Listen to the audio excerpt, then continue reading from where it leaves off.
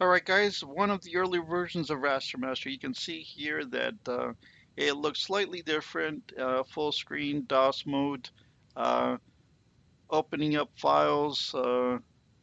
This was fancy at the time, but looking back it looks a little dated. Uh, Here's some great drawing I did back in the day. And you can see all the tools here look very familiar. Uh, Basically, I've tried to keep the same look with the Windows version as much as I can, but keeping it modern. So everything kind of looks like it looks back in the 90s, but it basically works the same way. So this was one of the early ones. I'm going to show you one of the later ones. So you can see the differences. I've cleaned up the buttons, made them a little sharper, switched to monochrome icons, added a palette editor and a bunch of things. And the dialog box looks different.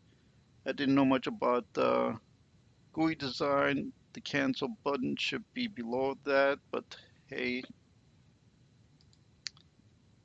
And I fixed up a few things. One of the things I didn't fix was my export options or save options.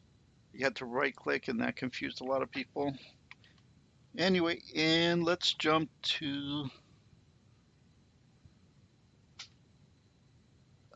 there we go, the current version. So this is all Windows. I had multiple images. We're caught up with pretty much all the export formats. I have added abilities to bring in ping format and GIF or GIF for the people that like the hard G. But all the other formats have stayed the same.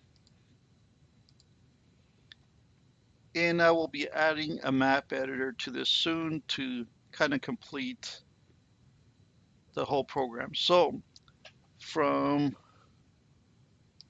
30 years ago, we started with this, went to this, and now we're here.